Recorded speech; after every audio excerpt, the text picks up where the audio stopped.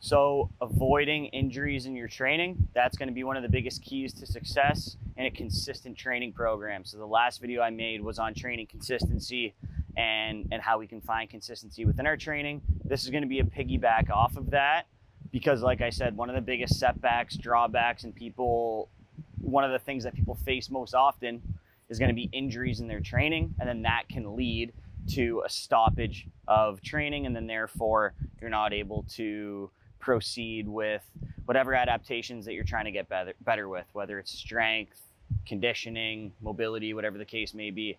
So there's three main points that I want to make today to hopefully bring some clarity to this topic, as well as a little caveat to maybe injuries are going to be part of the process, but we'll get to that.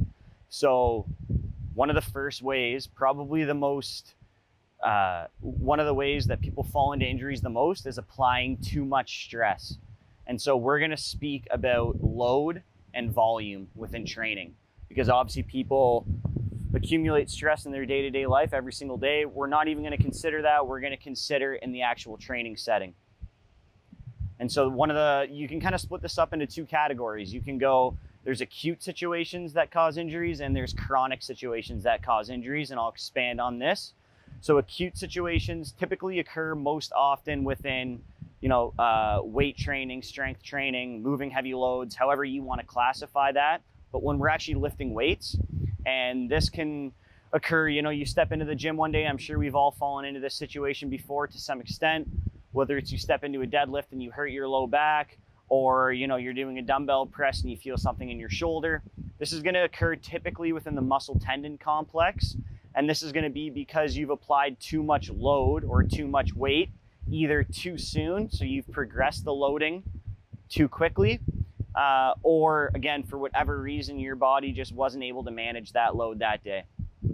Now, the second situation, which I mentioned, chronic situations, this is going to occur typically most often with endurance athletes. So I'm going to classify this as sickness or soft tissue injuries, because even when you get sick, I'm going to classify that as an injury because it's going to stop you from your training. And so this is typically more of a volume issue where either say take running as an example, you increase volume too quickly within running and you start to feel pain in your ankle or your knee or your foot or your hip, whatever the case may be. And this is going to typically occur within a joint or a tendon ligament type situation.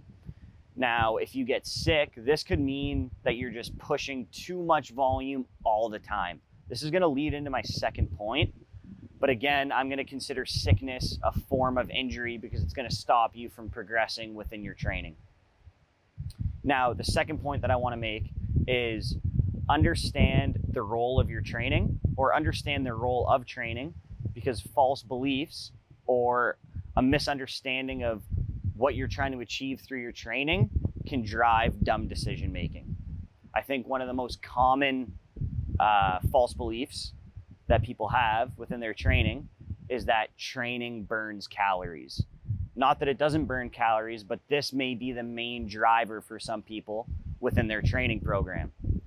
Now, you want to think about this. If you're an athlete or an elite performer, this may not contribute to you quite as much. This may not apply to you quite as much, because if you are elite at your sport or you're very advanced within your training, you're going to hold more muscle mass and your capacity for output is going to be much higher.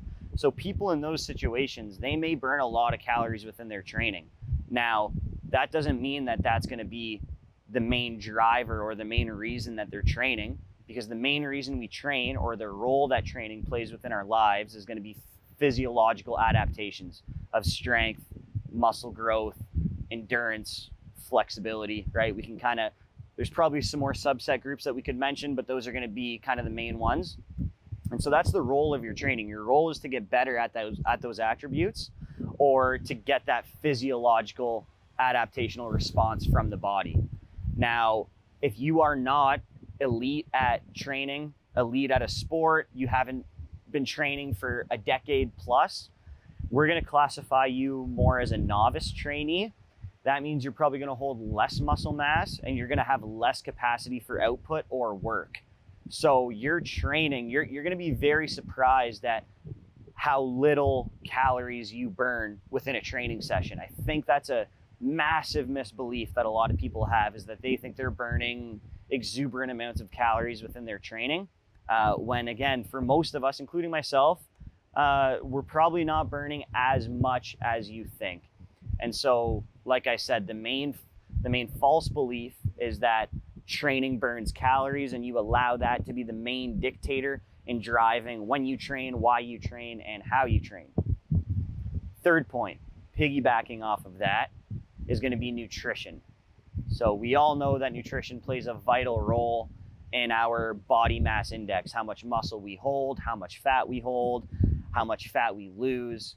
And if you're able to get your nutrition in check, if you try your very best to stay as dialed as you can and really prioritize what you're fueling your body with, then you're gonna feel great, you're gonna look great, and this isn't gonna drive you to be like, I've trained hard the last 3 days, but I really feel like I need to train hard again because I want to lose this fat, and the main driver of that fat loss is going to be through my training. So I think understanding those 3 key points within training is going to help you stay injury-free. Here's the caveat. If you are striving for high performance, meaning you are trying to perform at the highest level possible, this could mean that you're an elite athlete. This could mean you're very passionate about an endurance sport, or you really, really love lifting and you're trying to get the total tonnage or the total amount of weight that you can lift. Take a power lifter as an example in squat, bench, and deadlift.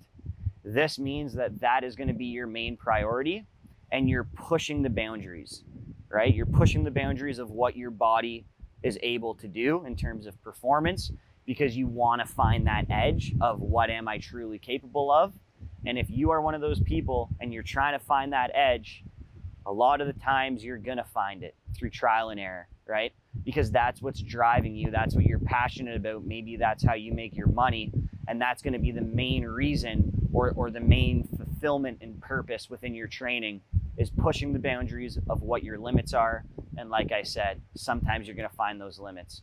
So staying injury-free isn't necessarily the most ideal mindset to have within your training, especially if you're trying to push those boundaries.